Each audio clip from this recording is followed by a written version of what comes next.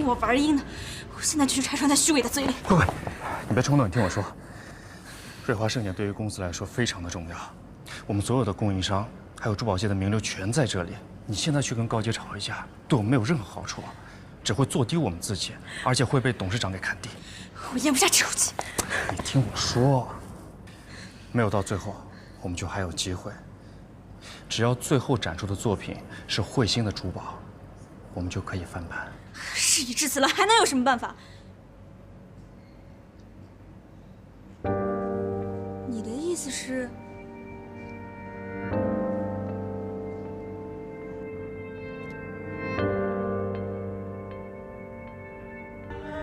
现在登场的这一套展品，是我们瑞华定制组纯手工打造的古风婚嫁系列，每一款首饰都承载着匠人的一份祝福。这款手镯名为“生生不息”，设计灵感来自客人委托修复的一只翡翠缎镯。设计师取原来手镯的一部分，用传统花丝镶嵌工艺重制了另半边手镯，并镶嵌玛瑙、珊瑚等材料，使其产生别样的冲撞美。设计师希望借由这枚重圆的手镯，告诉人们，情感世界总有风雨，然而不破不立，不离不弃，终会收获繁花似锦的人生。设计师佩戴这款尘世之爱项链，选用红宝石为主石，并用红色珐琅使其不凡。另外，别具匠心地选用了瓷片，镶嵌出片片羽翼，灵动又不失东方风雅。每一颗平凡的心都值得被守护，而每一个相信爱的人，终会遇到那个穿越风雨，愿陪他走到最后的人。此外，瑞华定制组也希望借此机会，传达他们的创作理念：最有价值的珠宝，并非明镜珍宝，用设计创造不凡，这才是匠人本色。现在，新娘已经巧做红妆，只待新郎上场了。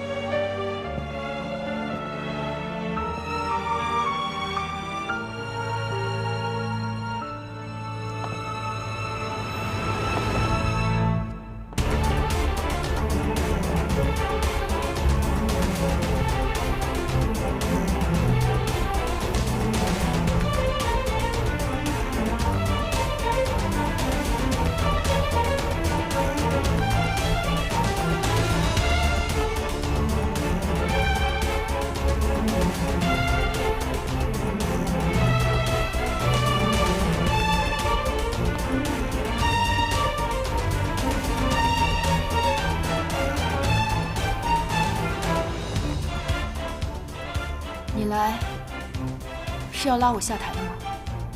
之前你问我，你和高慧之间，我会选择谁？你想听到什么样的答案？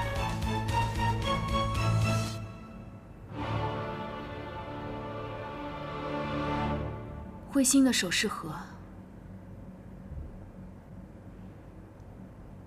你最终的选择还是慧星吗？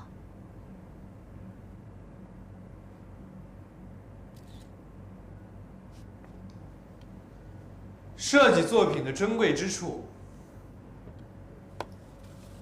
就在于阐述情感。我所有说不出来的情感，都在这枚戒指之中。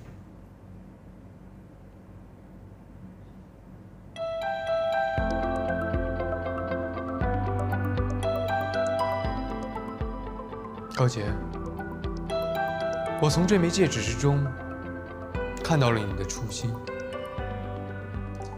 请让我用一生去照顾它。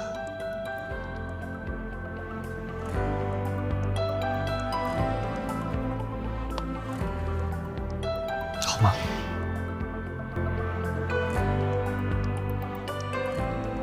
高姐，这一次我是认真的，也不是为了宣传造势，或是写好的剧本。可以说，这次纯属是冲动，但这就是我的心意。因为在第一次见到你的时候，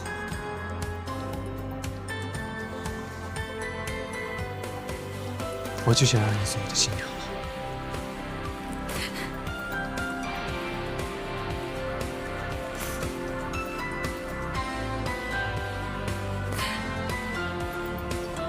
我还以为你上台是为了要展示高慧的设计，没想到竟然是……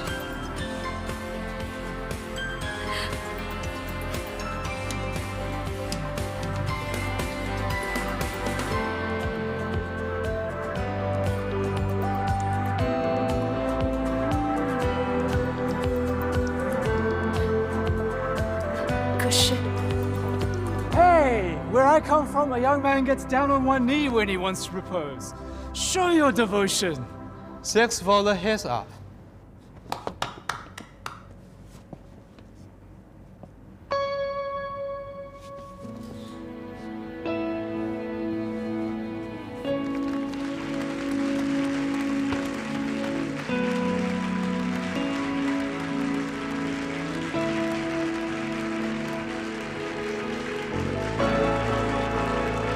嫁给我。 Marry him.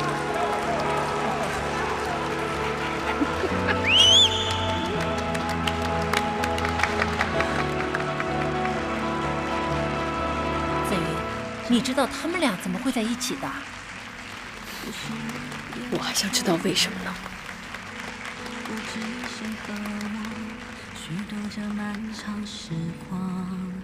于芷，我的犹豫和爱情无关，我是在担心你。一旦接过这枚戒指，就意味着你和我的人生从此捆绑在一起，悲欢与共，祸福相依。未来的日子不可能这么平坦，这些你都愿意跟我一起承受吗？这枚戒指里面包含了我们所有的爱，也铭刻了我们的真情是多么的珍贵。就像我们在东南亚的雨林里经历了生死，在那种情况下，我对你不离不弃，你对我无条件的信任，还有什么事情能把我们的心分开吗？所以，能嫁给我吗？漫长时光里，爱离我几公里，我一路找寻，只怕错过了你。只要手握紧，任凭山川流离，世界最知道。Casanova, you may kiss the bride. 遇见你啊，带给我所有的偶然瞬间，是冥冥中早就已注定的灌溉。遇见你啊，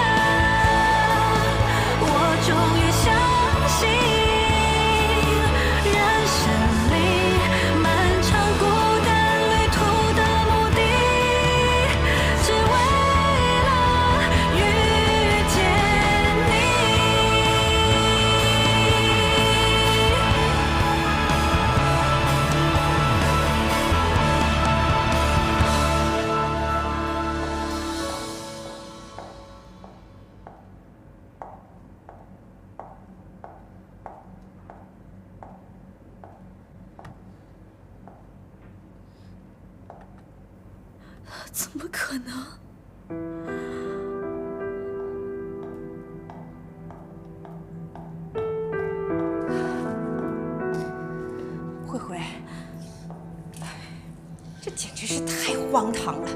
怎么搞成这个样子？这个高洁真是不简单，我太小看她了。到底是怎么回事啊？高洁，没想到她居然心机那么深。她一定是看出了我喜欢于之，才会去勾引她的。于之怎么可能被他骗了？慧慧，于之哪有你说的那么无辜？他是在利用你，难道你没看出来吗？不可能，于之不是那样的人，一定是高洁，他被高洁骗了。我要去揭穿他，不能让他们在一起。慧慧，你千万要冷静。这个于直、于毅一直在给你下套，特别是这个于直，他是在利用你的感情。不是，不会的，他们不是这样的，我不能接受这样的结果，我不能接受。慧慧，慧慧，慧慧，慧慧，我知道你很生气。全场都在热烈祝福，你出来干什么？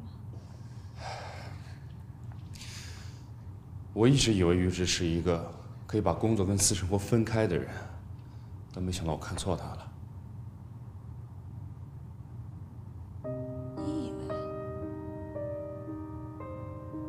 你也事先知道他们的关系？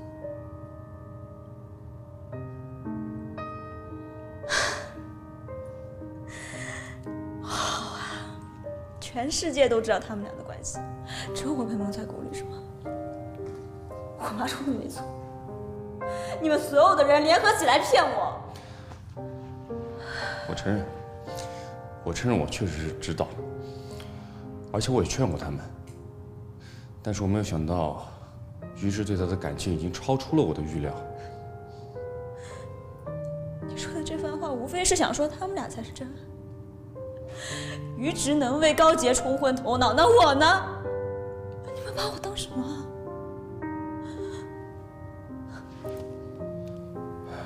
慧慧，你对于于之的感情我全看在眼里。我之前提醒过你们，不合适。今天就算没有高洁，也会有其他人，对吧？好，你现在知道了，所以对你来说放手，应该是好的选择。不可能，一切都是阴谋。高洁不是真的爱于之，我一定会揭穿他的假面具，把于之赢回来。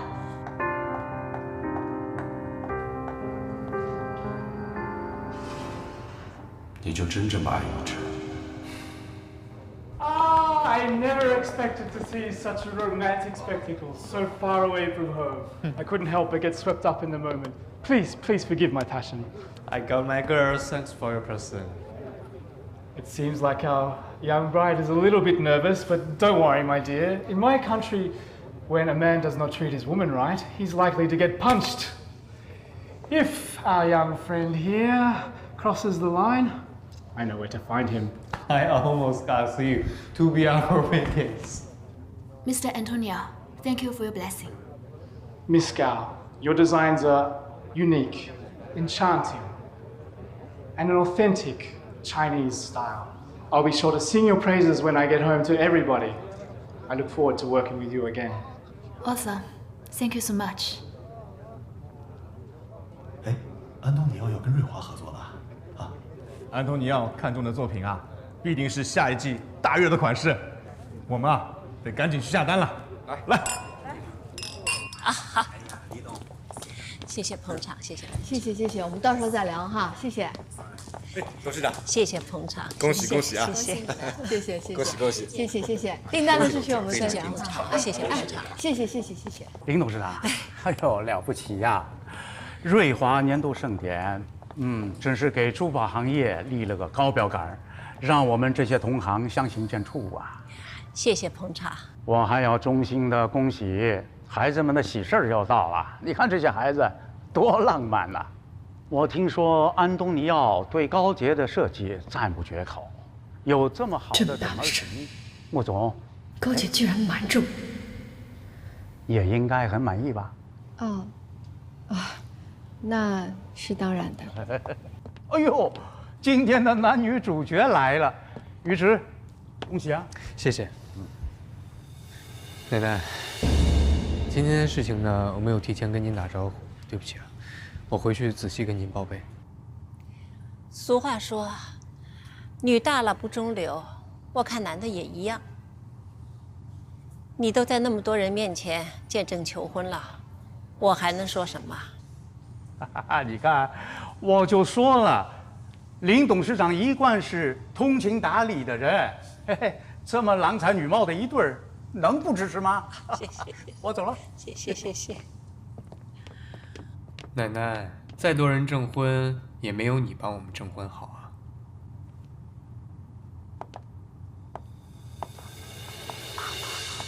高姐，你跟于之谈恋爱，你们家里人知道吗？他们会不会答应？你考虑过吗？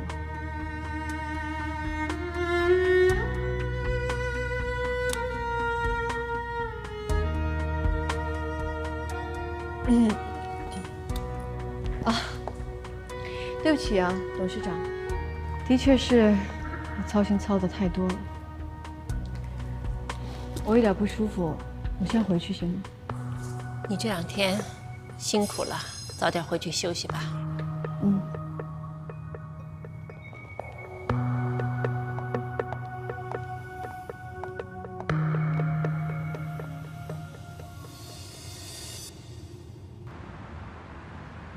怎么了？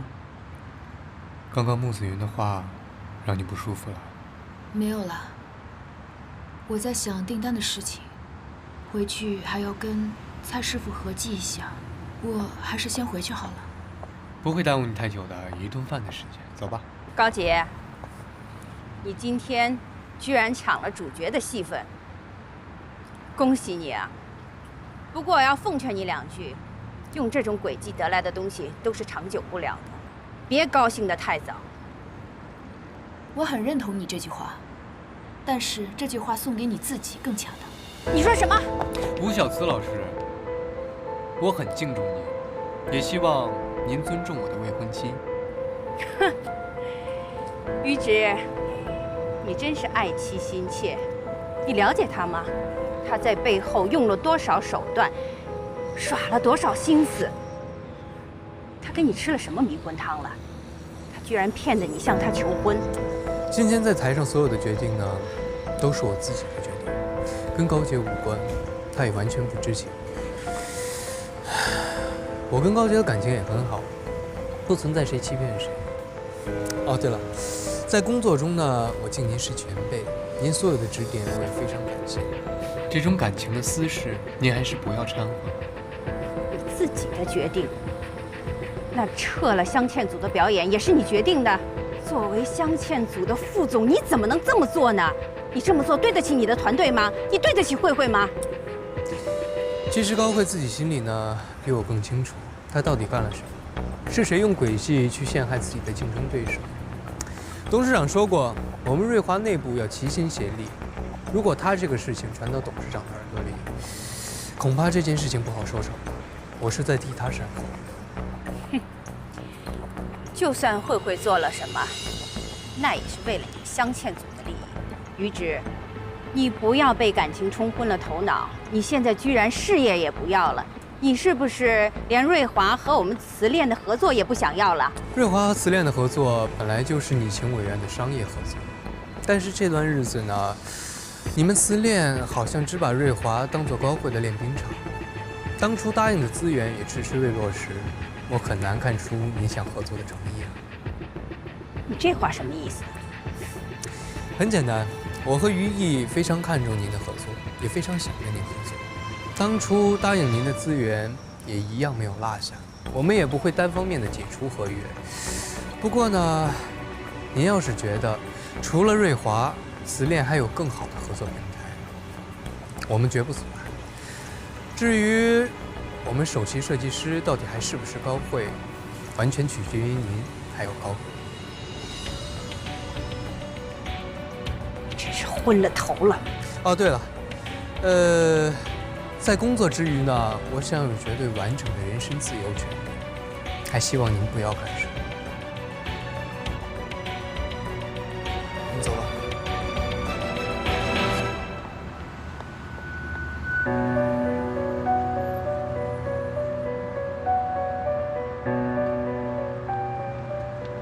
你怎么带我来这么远的地方啊？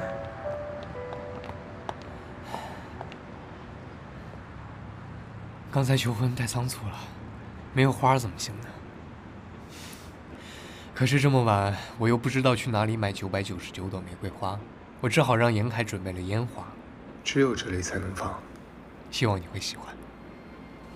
烟花？嗯。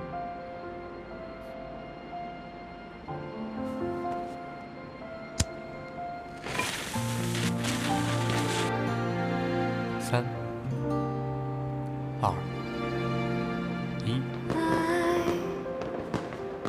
最美的安排，不需要等待，向着我走来。这是我见过最绚烂、最美丽的花。在你出现之前，我的生活平淡无奇。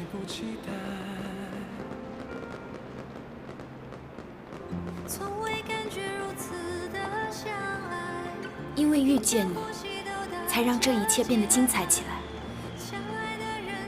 谢谢你。是我应该谢谢你。从未感觉如此相爱，牵着我的手把。你知道我为什么喜欢攀岩吗？除了追寻刺激以外，更是因为有一处风景可以让我停下来。可是自从遇到你之后，我才有了不管去到天涯海角都要回来的理由。因为只要有你在，家就在。让我们去爱，让我们去爱，我们明白，让我们都不再孤单的徘徊，勇敢的去爱。答应我，无论我们之间发生了什么，你都要相信，我对你的心是真的。想要跟你在一起，也是真的。想要跟你度过的每一天，都是真的。怎么了？你有事情瞒着我呀？让我们去爱，就是现在。好了。我们去爱，向着未来。只要我们之间的感情是真的，一切都不重要。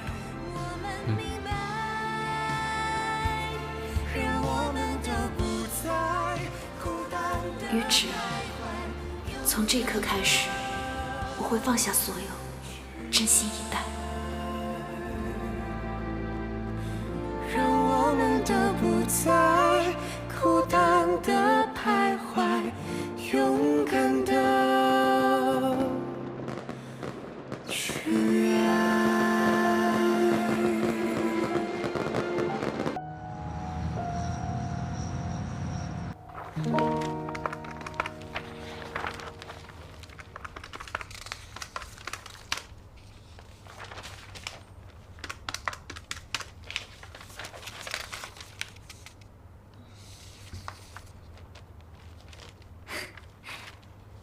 蔡师傅啊，没想到这批订单经过核对，数额竟然还超出了我们的预期呢。这下我总算可以给师母一个比较满意的交代了。啊，高姐，这于芷昨晚才刚向你求婚，你怎么不去陪她？你回来陪我加班？你这个工作态度啊，真是难得，我们定制组有你，算是捡到个宝了。哪有？跟你们学习的这些日子，我才是受益匪浅呢。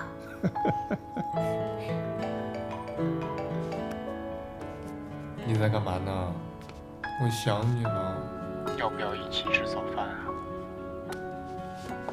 别闹了，我还在酒店核对订单，快结束了。不过你别过来耽误我工作。我才没那么傻呢，会耽误你的时间。我巴不得你早点工作结束，好搬回来呀。那就不好说了，可能忙着忙着就天黑了，然后再看情况，在外面凑合一晚上就算了。我作为房东正式通知你啊，高小姐，你要是再不搬回来住的话，你的那间房我就租给其他房客了。到时候你只能委屈跟我一间房了。好啦，今天晚上回家。好了，晚上见。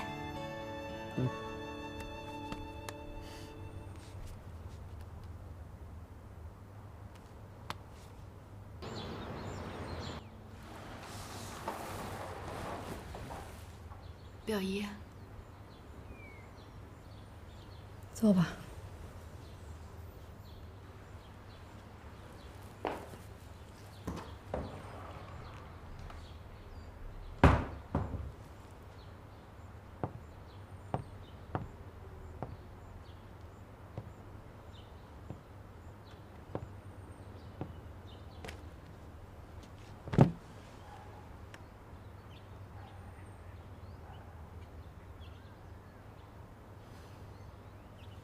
你给我说清楚，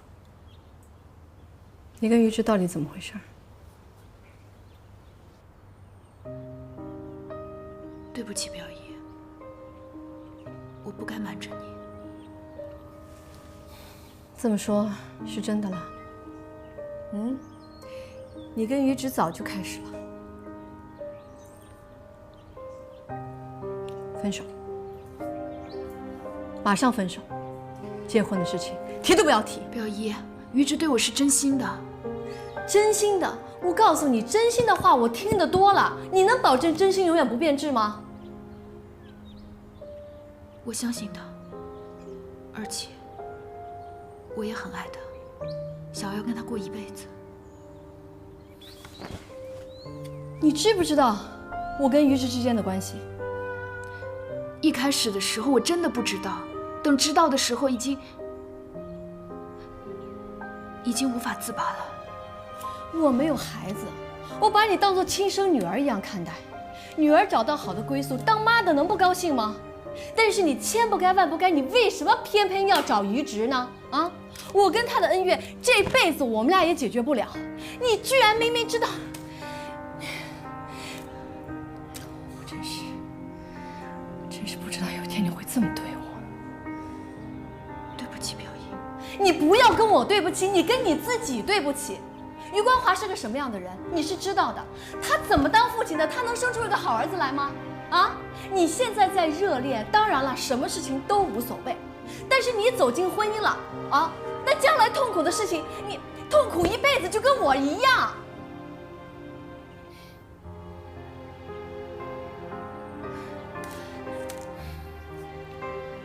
你相信我，如果你外公地下有知，他也不会答应你和于之结婚的，啊！你听我的一句劝，现在反悔还来得及。对不起，表姨，于之为我已经做得够多了，这份感情值得我去坚持，即便有一天会有伤痛，我也不会后悔，因为他值得。我是你的亲表姨，难道我说的话会害你吗？啊！等到了以后真的痛苦来的时候，我跟你说，你不要来找我。表姨，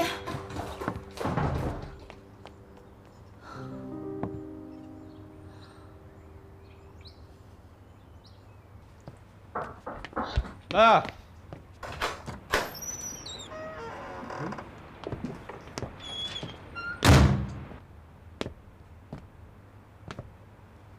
怎么了？脸色这么不好？啊，高慧昨天晚上难为你了？没有。还说没有，都挂脸上了。哎呀，高慧那人就这样，好像全世界人都得宠了他一样。于之，我说你这人有没有良心啊？有了高慧，我们才有牵制穆子云的资本。他对你怎么样，你心里很清楚。他是一个什么样的人，最不该评价的就是你。你这是在替高慧打抱不平？你知道高慧对你心有所属，昨天当着这么多人的面，你跟高洁求婚，你这是在打高慧的脸。同时，你又得罪了吴小慈，这对母女我们花了这么长时间去努力，全都白费了。以后相见组的作品谁来设计？那你说没有感情是根本不能在一起的呀。早点让他知道，让他死心也是对他好啊。至于设计这件事情，哥你平心而论啊，高洁和高慧谁更有潜力？你的意思是，为了高洁，你宁愿舍弃慈恋，也要捧一个不知名的设计师？我相信我自己的眼光。荒谬！慈恋有今天的知名度，吴小慈花了几十年，我们不计成本去培养一个新人，谁能保证在短时间内他能出作品？这么浅显易懂的道理，你还执迷不悟？我看你是被感情冲昏头了吧？被感情冲昏头的是你吧？高慧进公司以后，她所有的处理问题方式屡屡证明她不合适，冲撞工厂，再加上虚假营销，这些理念都证明了她跟瑞华是格格不入的。哥，我知道你对她是什么感受。或许你应该跟他好好谈一谈，你们两个之间或许能 OK。我来这儿不是跟你来讨论我的私事，我是希望你以大局为重。还有，从今以后，既然你选择了高洁，就不要再跟高慧扯不清楚。还有，关于跟慈恋的合作，绝对不可能因为今天而终止。我一直对高慧的态度很明显，如果你觉得还不够彻底的话，那我最后再找他谈一次。你我都是公私分明的人，我不希望因为他，我们两个产生隔阂。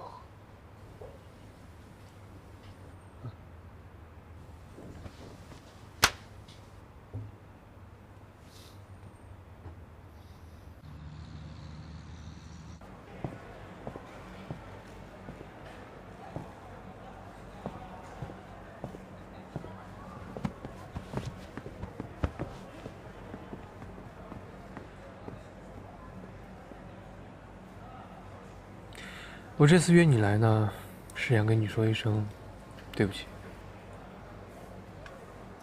有什么对不起我的？你从来都没有说过喜欢我，是我一厢情愿。您的水，请慢用。可我还是要说声对不起，因为毕竟这件事情可能会对你造成伤害，但它并不是我的本意。感情这件事情没法控制。我希望我们还是合作伙伴。你所谓的抱歉，就像一个上司解雇员工一样公事公办。嘴上说抱歉，其实心里早就想让那个人滚蛋了吧？我没有那个意思。我还有机会吗？给我一个和高洁正面竞争的机会。我只是想毫无保留的、忠于本心的、认认真真的去爱一个人。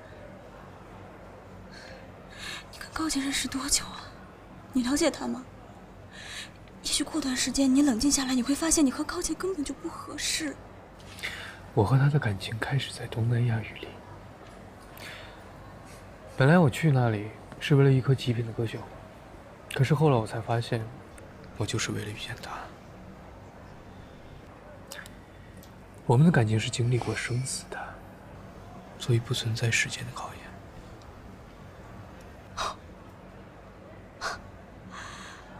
听起来简直像个爱情童话。当初是你们兄弟二人跑到我这来，信誓旦旦的和我说要共创慧心的未来，还拿着那颗歌血红。现在看来，从头到尾都是在耍我吗？我一直很希望瑞华跟慈恋能够紧密合作，因为这样才是双赢。但是你的母亲有她自己的想法，她一直把慈恋跟瑞华撇得干干净净。就这件事情而言，孰对孰错很难界定。但是我对慧心的承诺从来没有变过，我会用尽我的全力去打造慧心。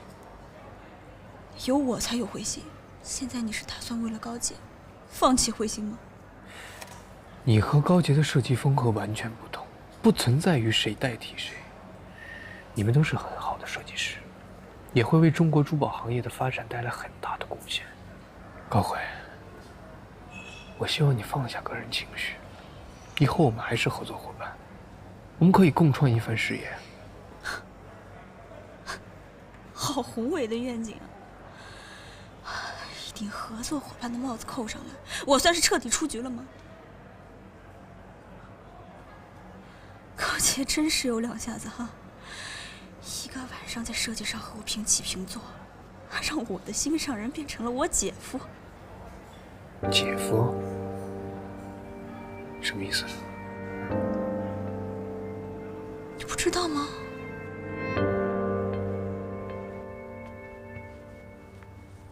妈，我答应于直的求婚了。我喜欢小鱼。我就知道，妈你一定会支持我。可是，表姨不太喜欢于直，甚至可以说是非常非常讨厌的。我也不希望表姨生我气。小鱼爱生气。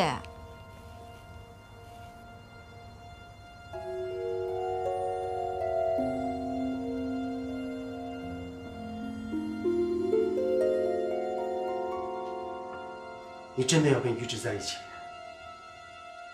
听爸爸一句话，不要用自己的婚姻大事来报复你妹妹，你会后悔的。这是吴小慈和高慧跟你说的吗？还是你自己心里认定我和于直在一起，就是故意捣乱要抢走高慧的男朋友？我不是这个意思。那你放心，我喜欢于直，跟高慧一点关系都没有。你们还没有重要到我要牺牲自己一辈子的幸福去报复。爸爸是替你着急。好了，既然已经说清楚了，那你可以走了。小钱，不管你多喜欢于直，我不同意你们在一起。你凭什么反对？就因为高慧喜欢于直吗？你误会了。我不知道你跟于直在一起多久了，但自从我回国，他就一直在跟慧慧交往，也就是说，他是个脚踏两只船的花花公子。这种男人你怎么能嫁呢？够了！不是每个男人都像你这样。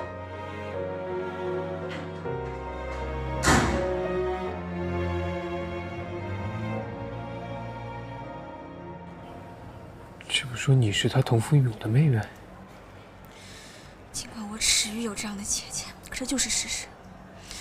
当年我爸离开了他妈，他一直都怀恨在心，所以从进瑞华开始，他就不断的针对我。他接近你也是因为你是我喜欢的人。于直，你不要再被高洁骗了。高洁不是你说的那样人。他为什么瞒着你？他为什么不告诉你他和我们家的关系呢？因为他有难言之隐。他当然有难言之隐。他为了折磨我才和你在一起，这样的难言之隐他开得了口吗？你眼中的高洁，不过是他演出的样子而已。于直，扪心自问，你真的了解高洁吗？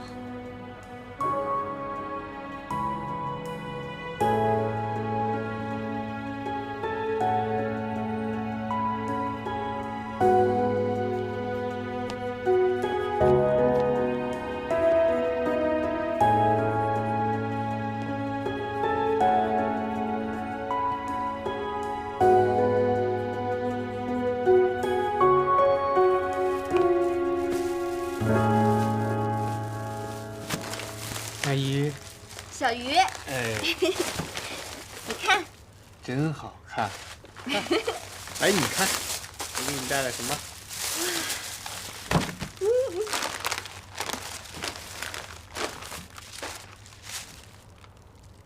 棉花糖。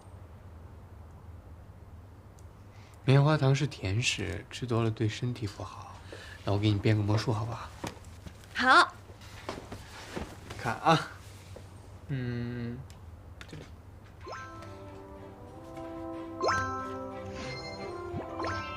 看，这些是不是都是棉花糖？对吧？这是3个棉花糖。那如果这3个棉花糖凑到一块儿的话，就会这样。哇，宾果消消消！唰，是不是消失了？给我。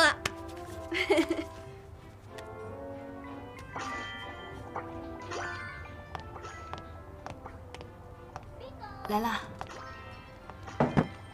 棉花糖。又吃。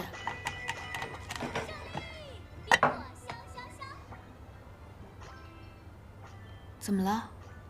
心情不好啊？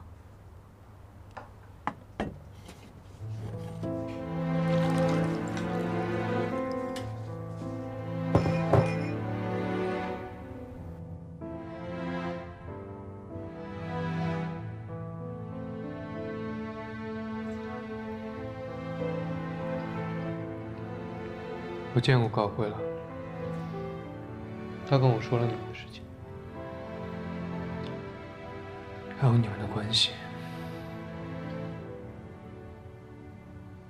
你有什么要跟我说的吗？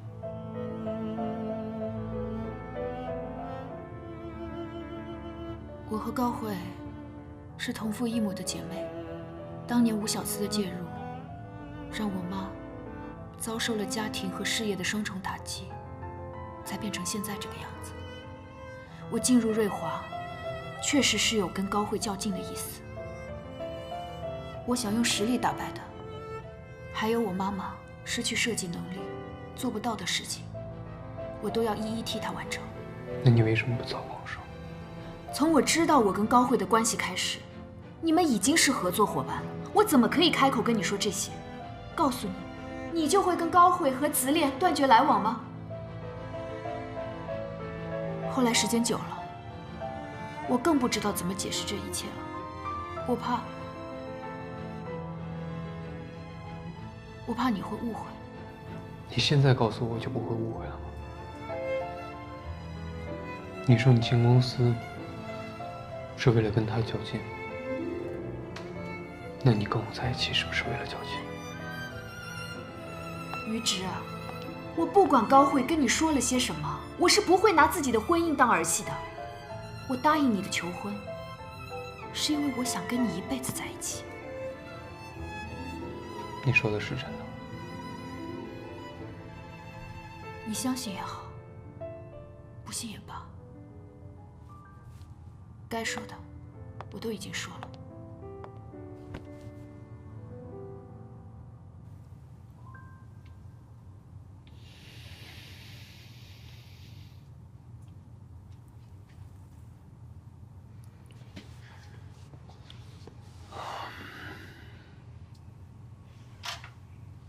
我相信你，因为你不会那么傻，把自己一辈子的幸福搭进去。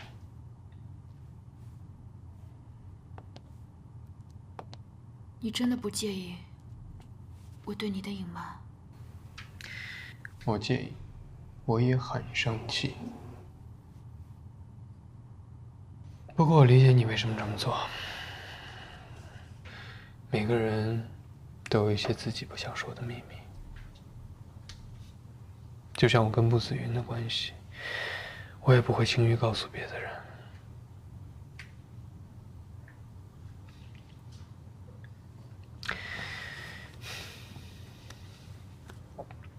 你隐瞒我，我不怪你，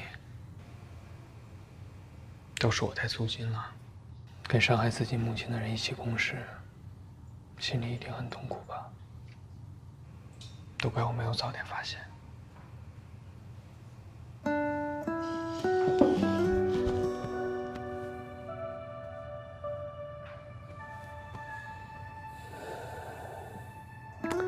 我现在是你的未婚夫，我们有什么事情啊，都要一起承担，一起共历风雨。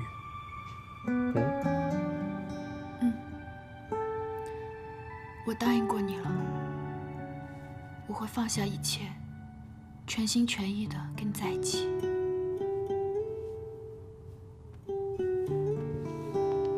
那我们约定好，从今往后，我们之间不能再有秘密，好吗？我赢了，我赢了！你们都不理人，我要去找小云了。小云是谁呀？小云在那边。啊，那一会儿我们去好不好？那我给你看下一关。看看，这个，哎，对。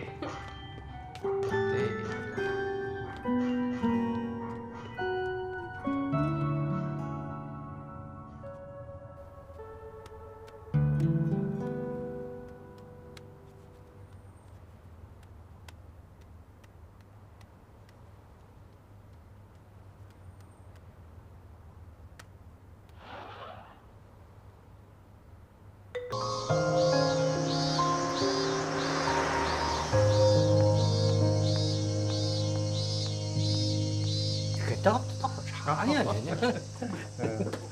你操作这，哎呦，瞧瞧，嘿，当当当当！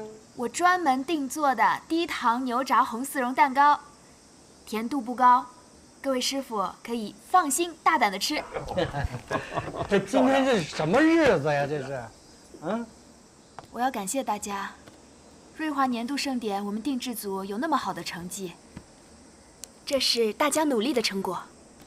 有了这开心事，当然要好好庆祝一下啦。其实最大的喜事是于植那小子跟你求婚了，对不对啊？你们什么时候这个的？这我们几个老家伙都不知道，蒙在鼓里，这不对的啊！等到摆酒的那一天，我们把于植灌醉。你这个小酒量不行。你来。我这不是买了蛋糕顺带赔罪吗？你们就放过他一马吧。醉翁之意不在酒啊！女生外向，还没结婚呢，就向着于植了。于植这小子真是太有福分了。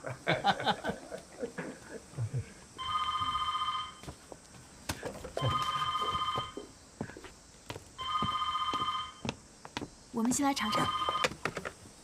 哎，啊，我姓郑。好，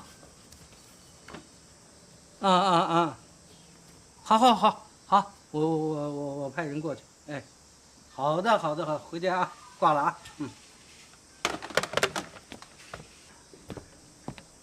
高姐，看样子你得跑一趟了啊！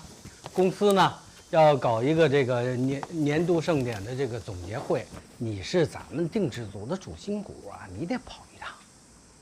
哦。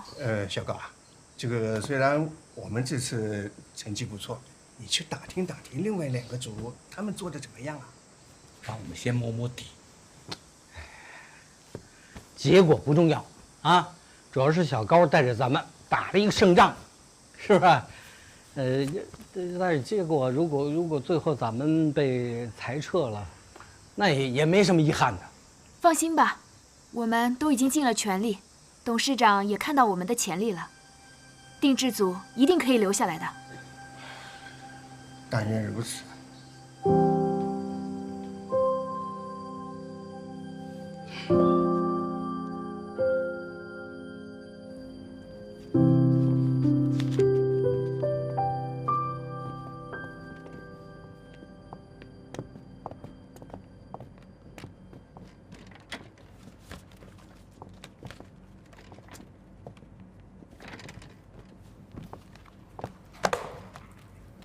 大家好，瑞华盛典举行的圆满成功，出乎我的意料。首先，我要表扬一下定制组，传统的工艺和现代的审美结合得非常好。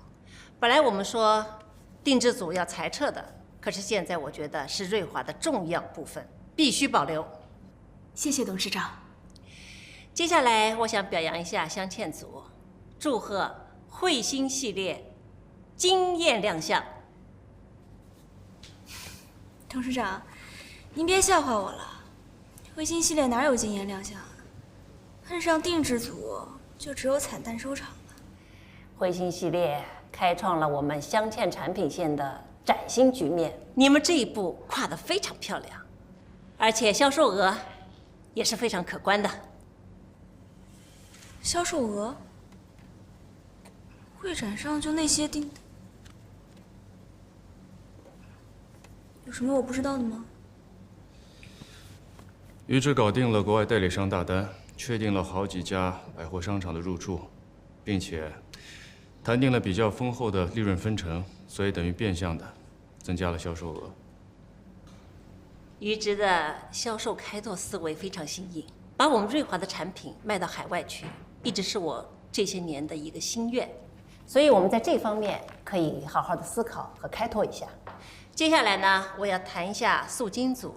素金组一直是以稳扎稳打，今年的销售额呢也比去年稳步上升。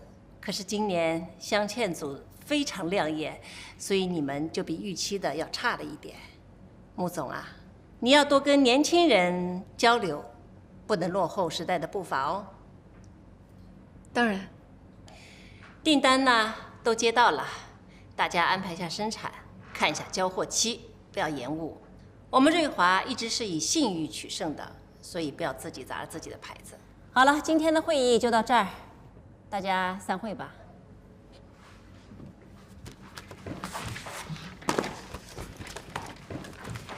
高姐，你留一下。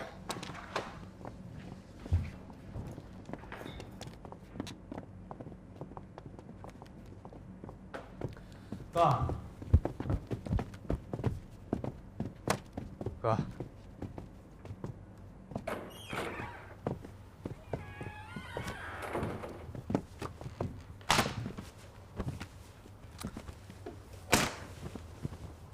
哎呀，行了，就别绷着脸了啊！你在会上都替我说话了，就证明你还是认可我的努力的。我是镶嵌组的总经理，我有维护部门利益的责任。我只是客观的在陈述事实，不为任何人说话，包括你。是，镶嵌组的利益至上，我永远谨记。正确的说呢，是我哥所有说的话，我都会完全尊重，也会立即执行。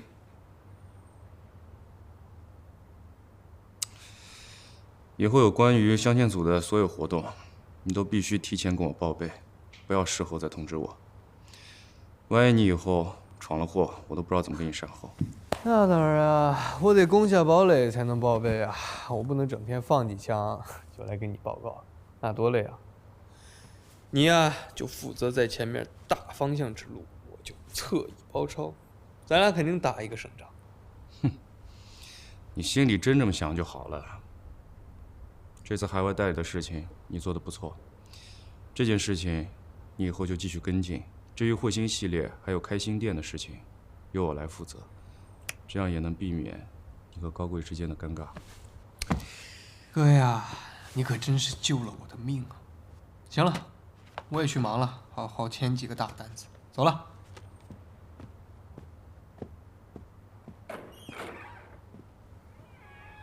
于之，为了一个高洁，你就可以背弃我们兄弟和高慧的约定。那如果有机会控制瑞华，击倒穆子云，是不是连我你都可以牺牲？这次回来，你到底是真心帮我，还是你自己另有目的？我真是越来越看不透你。好了，这套黑釉茶具真漂亮。有些年头了，你的眼光真不错。可能是受了外公的熏陶吧，从小就很喜欢手工艺术品。年轻人的气质，家庭教养最能体现出来了。你的家人一定都是通情达理的，他们怎么看待你和于之的婚事？不会觉得于之性情不安定，给不了你安全感吧？第一次见到于直的时候，确实给了我一种吊儿郎当的印象。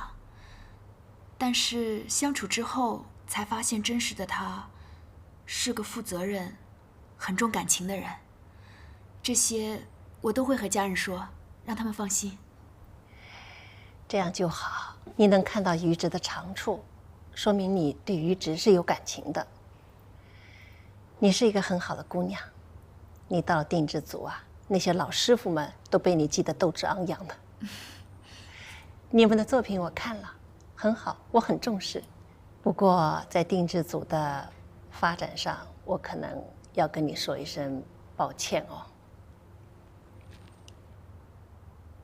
董事长，你不是答应保留定制组吗？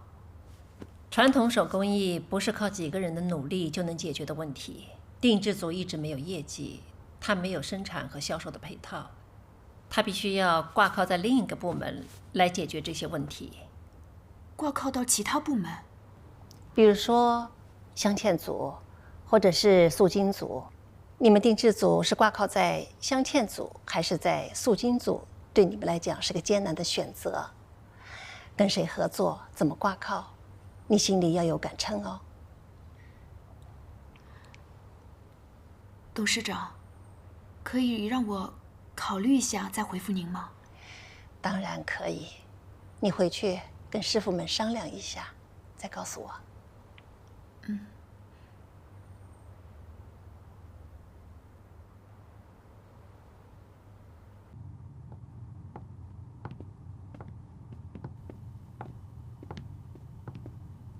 没想到定制组还是避免不了部门斗争，选塑金组帮助表姨，还是选镶嵌组帮助于植。但是他们的关系，我选谁都会伤害到另一个。高洁，穆总，来，跟我来。董事长跟你说了吗？啊？定制组挂靠的事情。哦，说了。那你有没有跟董事长说要挂靠到塑金组啊？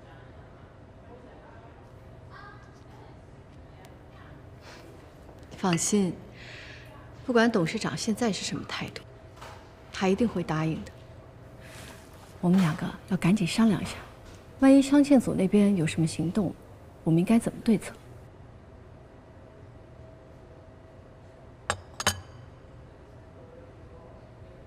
表姨，我还没有跟董事长说。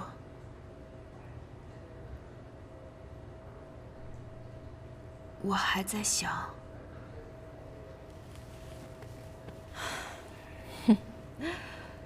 我都忘了，你跟于之已经订了婚，他现在是你心里最重要的人。我这个表姨，说什么也不重要。表姨，你和于植都是我最在意的人。事发突然，我不知道该怎么选。定制组挂靠塑金组，不是因为我是你的表姨，我急需你的帮助。你要从客观理智的角度想，定制组和塑金组，他们两个业务对口，只有你到我这儿来，你才能够有长远的发展。定制组的归属是一件大事，不是我一个人能决定的，所以，我还是要问问老师傅们的意见。抱歉，表姨。小杰，不管你做什么样的决定，我都要告诉你，事业是女人最大的保障。你不要感情用事，失去理智，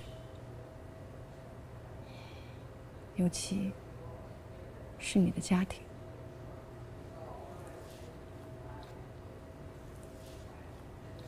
董事长那边也未必能够答应。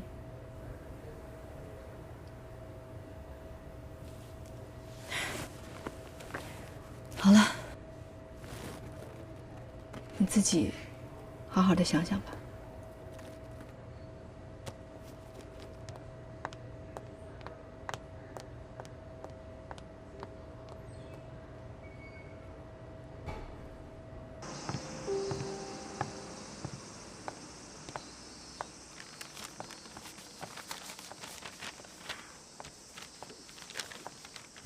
哎，小高，你回来了。哎，公司怎么说啊？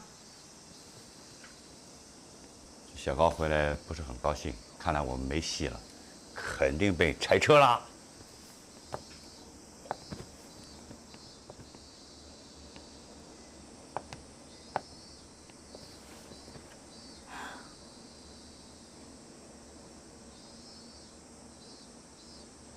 会议宣布我们定制组留下来了。啊！哎呦！太好了！你卖什么关子啊？我们3条老命都给你给急死了！劳苦功高，劳苦功高。哎呀，有饭吃了！我跟你说，公司当然不能裁撤咱们了，而且咱们定制组还得大力发展。是。我们定制组一定会发展的越来越好的。好。郑师傅，啊，你这是干什么？我赶快整理订单呐！啊，我把这订单都整理出来以后，好去找塑金组去借批材料。哎，小高啊，我们不仅要跟他们借材料，还要跟他们借工艺师。那个塑金组比较好沟通。哎。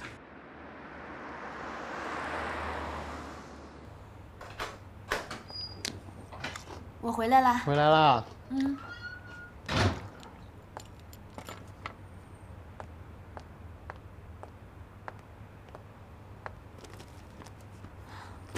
在看什么呢？随便看一看。哎，对了，嗯，等你们定制组挂靠到我们象限组之后，你的工位就放在我外面，我一抬头就可以看见你，好不好？定制组挂靠的事情，我还没想好。你不选你未来的老公，你还选我的敌人啊？